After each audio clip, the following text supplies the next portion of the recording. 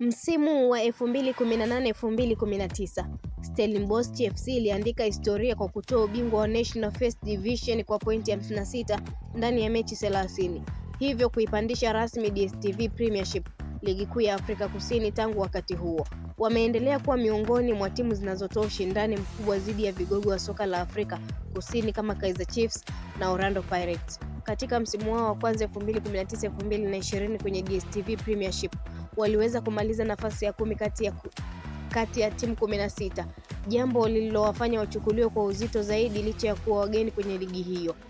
Stellenbosch 2024-2025, kizazi kipya chenye njaa ya mafanikio. Kwa sasa Stellenbosch FC inashika nafasi ya 5 kwenye msimamo wa DStv Premiership wakiwa na pointi 35, huku wakibakiza michezo 3 mkononi. Ni timu iliyojijenga juu ya msingi wa kuendeleza vipaji. Zaidi ya 60% ya wachezaji wao wa kikosi cha kwanza wametoka kwenye akademi yao ya ndani. Miongoni mwa wachezaji wanaovutia zaidi msimu huu ni Devin Titus mwenye magoli 6 kwenye ligi na 2 CAF, pamoja na Ashley Kupido mwenye magoli 5 kwenye ligi. Safari ya Stellenbosch katika kombe la shirikisho CAF 2024-2025. Stellenbosch FC imeweka rekodi mpya kwa klabu hiyo kwa kufika hatua ya nusu fainali ya kombe la shirikisho Afrika CAF Confederation Cup. Safari yao ilianza kwenye hatua ya awali kabisa, ambapo waliwagaragaza Nsingizini kutoka Eswatini. Hatua ya awali: Nsingizini 0, Stellenbosch 3 ugenini, Stellenbosch 5, Nsingizini 0 nyumbani. Hatua ya pili: Stellenbosch 2, Vita Club 0 nyumbani, Vita Club 1, Stellenbosch ugenini 1.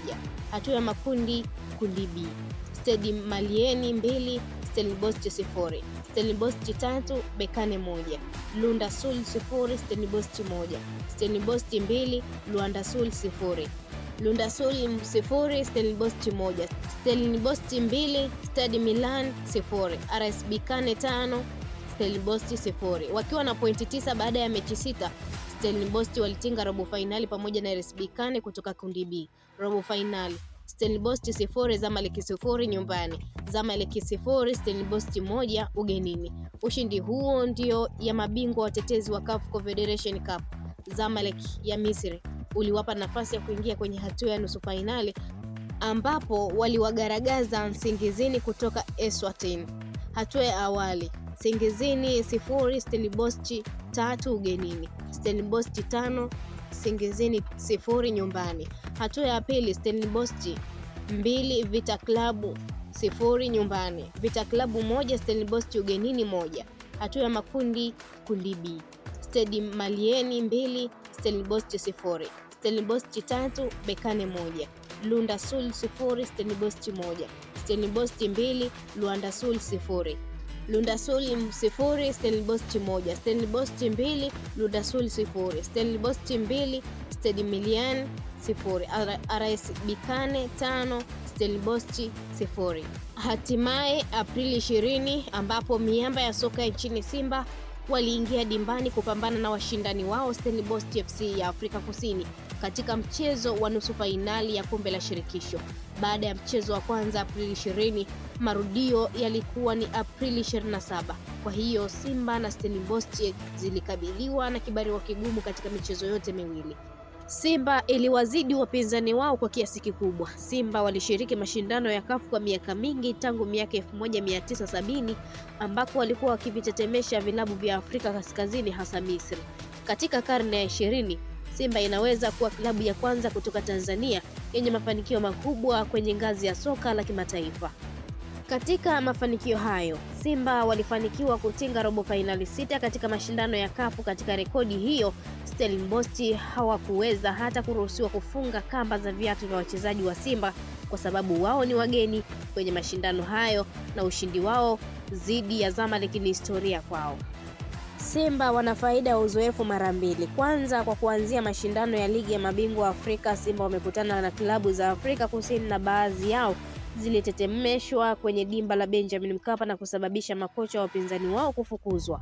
Mfano, Kaizer Chiefs ilinusurika kutupwa nje ya mashindano baada ya kukubali kipigo cha mabao 3-0. Bahati pekee iliyowabeba ni ushindi wao kwenye mchezo wa kwanza ambao walishinda mabao 4-0. Matokeo hayo yalisababisha uongozi wa Kaizer Chiefs kumfukuza kocha wao.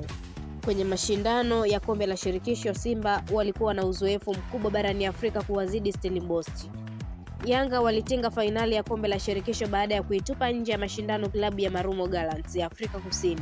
Katika suala la uwezo na uzoefu, Yanga walikuwa mbali mno, kwa maana walikuwa na hadhi ya juu kuliko Marumo Gallants.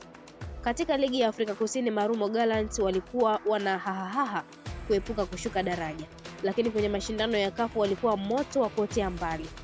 Kama unazungumzia suala la thamani ya vikosi vya Simba na Stellenbosch, basi huenda ikawa habari nzuri kwa wapinzani wa Wanamsimbazi. Mfano, Stellenbosch kikosi chao kina thamani ya shilingi bilioni 33, wakati Simba thamani yao ni bilioni 64.4. Simba wameitupa nje Al Masry yenye kikosi chenye thamani ya shilingi bilioni 28, ikiwa na maana sasa wakali wa Msimbazi waliendelea kupambana na timu zenye nguvu ya kiuchumi. Hata hivyo, katika kipindi chote cha mapambano, Simba ilikuwa ikionyesha cheche zake uwanjani, hivyo thamani ya vikosi inaweza kutokuwa na mchango wowote licha ya wachezaji wenye thamani kuwa na vipaji vikubwa, lakini bado haiondoi ukweli kwamba kihistoria Simba ni matawi ya juu kuliko Stellenbosch FC.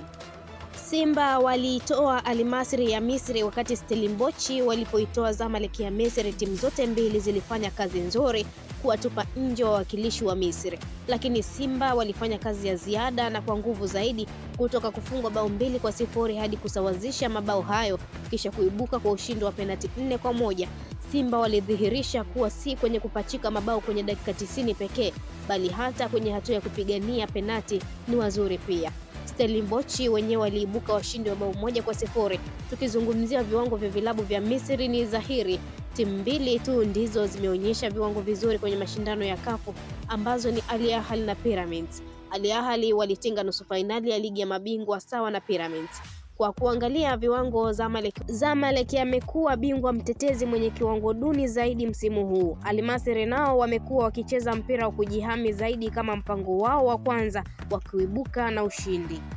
Kama unazungumzia ubora, Stellenbosch wameachwa mbali sana na Simba. Stellenbosch wanacheza soka la kasi pale wanaposhambulia kwa kushtukiza na wanatumia nafasi chache wanazopata kuibuka na ushindi. Sehemu kubwa ya ufundi wao ni kujihami na wanategemea zaidi kasi ya vijana wao wenye wastani wa umri wa miaka 25, lakini kama ni mbinu ya Simba ya Fadlu Davis ipo mbali na ina uwezo wa kupambana na mpinzani yeyote anayekuja mbele yao. Simba wanacheza nguvu moja dhidi ya timu kubwa au ndogo. Hakuna mechi ambayo Simba kwenye mashindano ya CAF kwa kulegeza nguvu, lakini mechi zote wamekuwa na ari ile ile dhidi ya yeyote hapa.